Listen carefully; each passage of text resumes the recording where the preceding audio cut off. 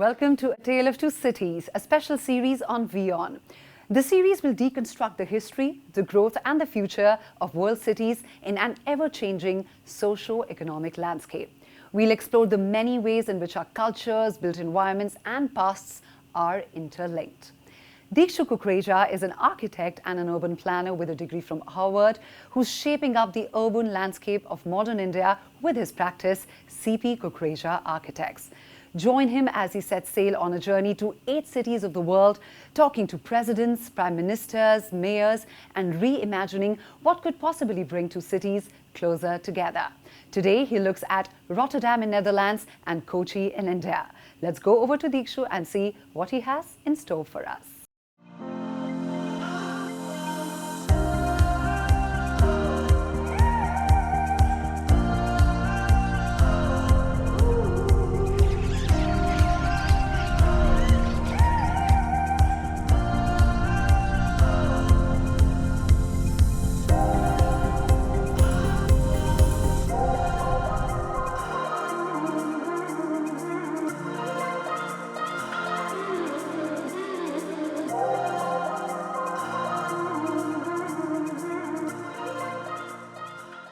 Tale of Two Cities thus far has been a march towards knocking down pales in the sand that stand separating us. Today, I am happy to bring to you Rotterdam and Kochi. Very few of us are aware that the Netherlands, known as the Dutch East India Company, had its presence in parts of India for more than 200 years. Today, Rotterdam and Kochi are important seaports and commercial centers. Both enrich and elevate the socio-economic conditions of the surrounding regions by catalyzing trade and tourism. Today, Rotterdam is looked upon as the successful city owing to the experimental urban planning interventions that have taken place here. Kochi, despite the cyclical change in power, ideologies and cultural paradigm shifts, has retained its values from the days of old. The architecture here stands witness to the awesome story of Kochi as it is and as was once captured in the eyes of seafaring men who came to the green acres of Malabar for trade but stayed for so much more. We have in our midst to compare notes on the two cities the Mayor of Rotterdam, Mr. Ahmed Aboutaleb. Thank you very much for giving your time for this and for being able to bring our two cities of Rotterdam and Kochi in India closer. Kochi, the Queen of the Arabian Sea, from ancient times has been a melting pot of influences from different parts of the world, including the Dutch. As a result, a sense of history lingers and has helped shape the multiculturalist identity of the city. While Kochi has been at the receiving end of all these influences, Rotterdam and the Netherlands at large have set out on great journeys and influenced far reaches of the world. Your excellent outreach with countries all over the world, including being an active member of the C40 cities and the 100 resilient cities of the world, is a fine example of the same. How have the cultural values of Rotterdam been influenced by years of exploration and partnering with global communities? Well, thank you for having me. There are positive elements of being a global city, having open borders with the world. Rotterdam used to be a city with the largest port in the world for many years, after the Chinese began to build ports with bigger numbers. Being a port city, collaborating with a lot of cities in the world to create wealth and to create an income for people and to create, by doing that, international friends and collaboration. So the international orientation of the Netherlands and of my city, my port, nowadays is a very positive contributor, but we have also a black page in the history concerning the role of Dutch maritime traders in slavery. I think that is something very interesting actually about port cities around the world, that how they've been really the gateways to bringing in different kinds of migrants, different kinds of communities, and becoming a melting pot. When I visited Netherlands some time back, it actually happened to be on Queen's Day. And I was astonished to see the kind of celebrations that happen in the city at that time. From a city which will have an ex-population, say 1 million people, it turns out where you have visitors from all over the world, 3 times the population of the actual city. And it turns into an entire carnival, cars are off the road, and it was an amazing experience for me to witness that Queen's Day. Tell us a little bit more about the festivities that go on in Rotterdam. The King's Day on April 27th is always a symbol of unity. People are doing all type of activities in the public space. All these people have the same engagement. We are united under one constitution and one majesty. And I think that's really a powerful instrument. But we celebrate also diversity in a variety of manners. Outside Latin America, I think we're one of the cities in Europe with the beautiful summer carnival. It's in my city. It's really a big event where hundreds of thousands of people are coming to be part of it. The music industry, dancing industry, it's all big happiness. 2 main festivals during 2 religious moments. The Diwali is a big event in Rotterdam with the Hindu community.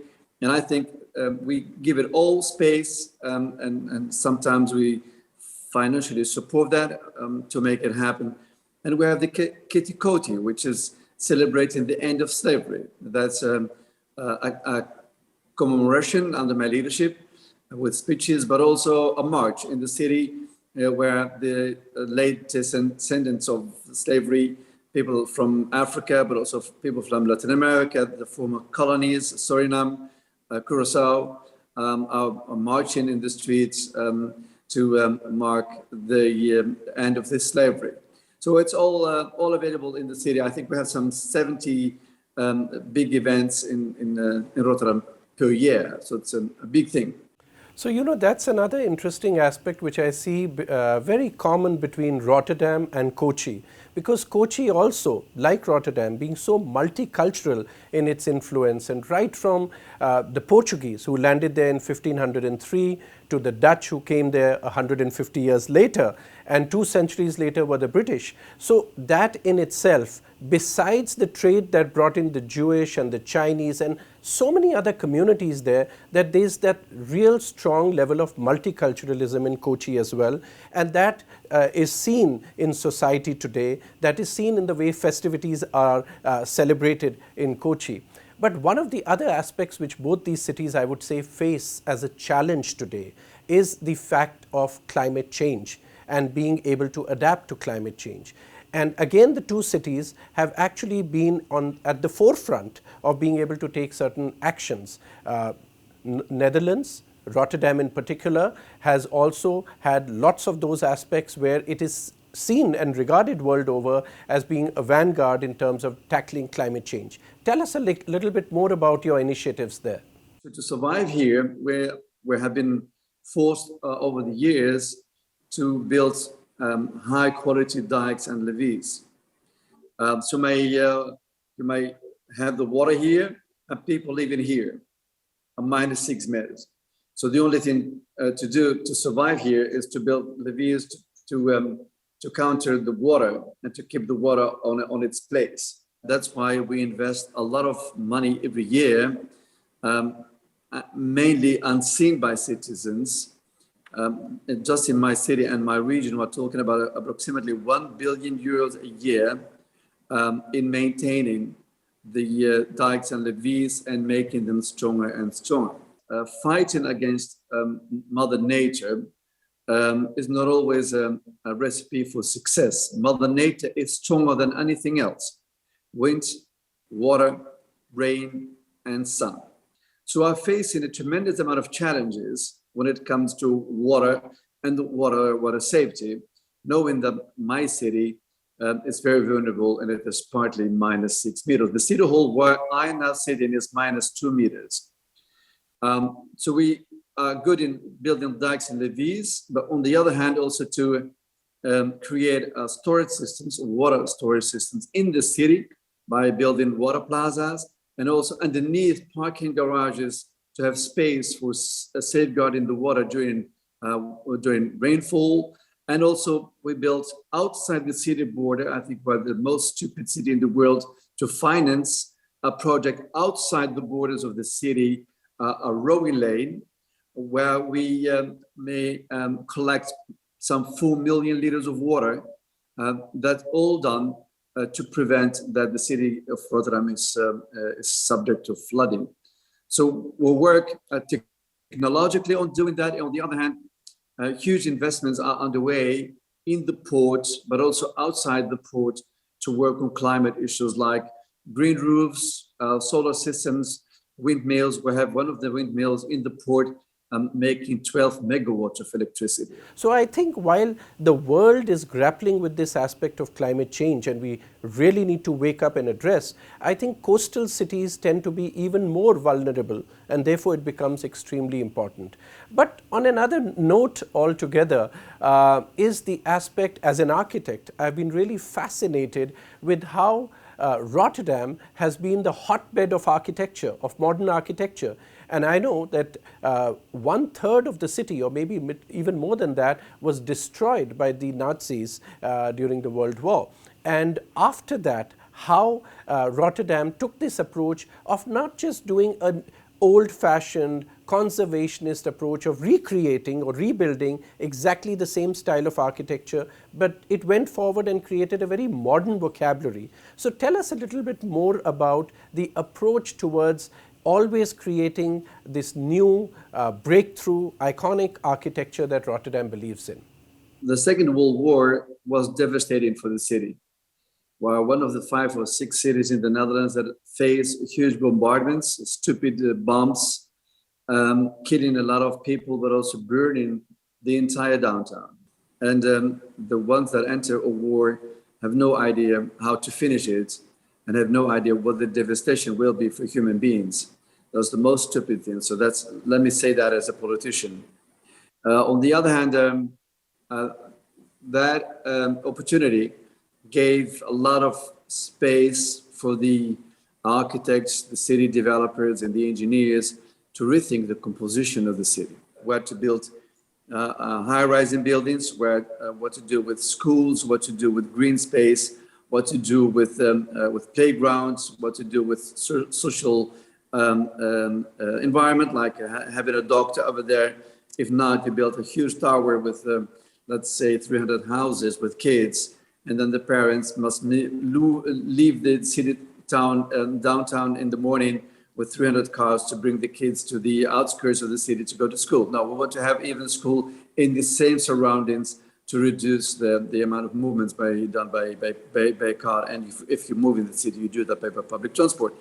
So we have ideas about how the city is compositioned, and now we have the endeavor as actual government to reduce the influence of the car in the public space, to make a city that's more for the people that walk, people that cycles, to make a downtown as a city lounge for the ones they enjoy theaters or to go to the movie or to go shopping, to make it really an attractive, livable place, and to reduce the influence of the car. Right. So in that sense, the way the architecture in Rotterdam has been very open, inviting to be able to experiment with new ideas. I think what's interesting in Kochi, in a little different way, is the fact that Kochi has been able to absorb, literally like a sponge, different cultural influences and reflect that in its architecture. So whether you travel around Kochi, you see the precinct of the Jewish quarter, then you see the influence of the Dutch, so you see the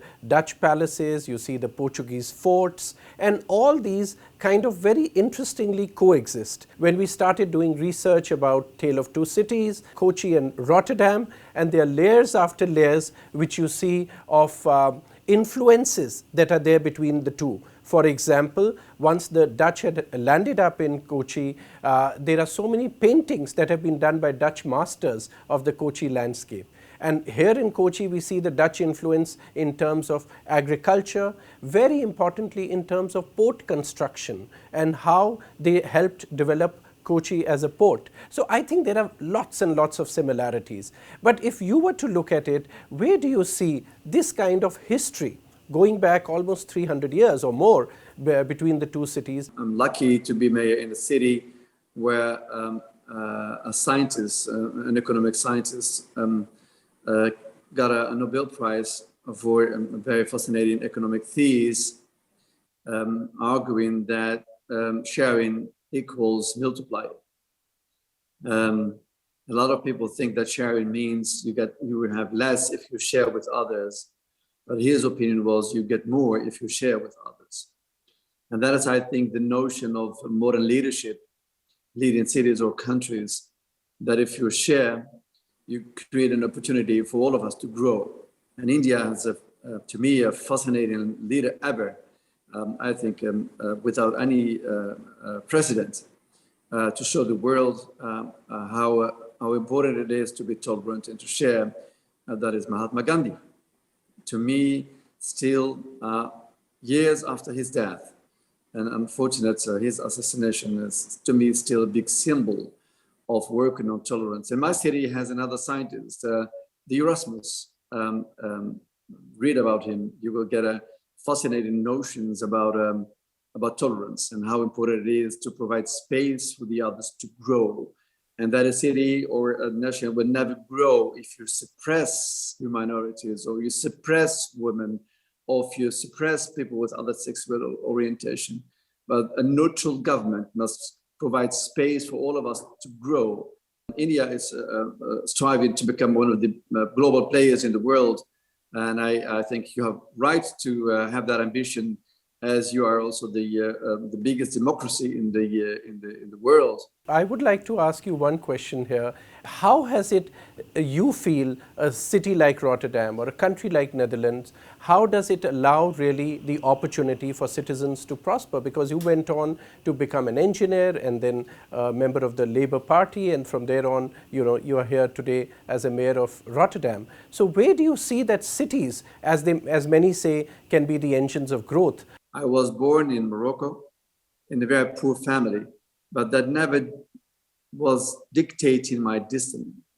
Once in the Netherlands, I found a system that is really open to finance my education, to get financial support for education, to get an opportunity to rise in the educational system. I found a political system that was open for my talents. It was not only that I was given a chance within the Labour Party to participate, but I also something also to tell to the Labour Party. It was both sides. Smart cities don't exist. You cannot create smart cities by thinking that your bridge is smart, or cables are smart, or beautiful buildings are smart. Stones remain stupid. The only thing that is smart is citizens. And the only way to do that is to invest in citizens. And education is the primary tool to develop talents. That's why also in my policy in Rotterdam, the focus is on education. That's wonderful. I think what we've been able to discover today as we've undertaken this journey of Kochi and Rotterdam is that there are so many aspects and similarities that exist, have always existed between them, and a world of opportunities that is there for people between these two cities, between the two countries. And as long as the opportunity is presented to them, I think there is only prosperity that comes with it. So thank you so much, Mayor, for spending your time with us. Thank you. Kochi has a reputation as a city that fosters new innovations and solutions for its own betterment. It was the first city in India where traders and travelers from across the world set foot, including Vasco da Gama, who was the first European to arrive in India. Kochi is also the world's first city to have a completely solar-powered airport. Similarly, Rotterdam is recognized world over for offering great solutions to our great common catastrophe, that is climate change. Both cities are significant industrial seaports, and that has dictated the ebb and flow of the cultural currents here. While the Dutch masters like Vermeer, Rembrandt and Moore showed the world a new lens through which to look at life, Kochi today has put India on the world map of art, design and creative thinking by establishing the most sought after contemporary art festival called the Kochi Biennale. The alliance between the Netherlands and Kochi goes back half a millennium. While trade and commerce brought the two together in the past, the shared endeavor today is our common fight against climate change. Rotterdam and Kochi proved to be fine examples of cities taking positive steps towards the future and blazing trails for people all over the world.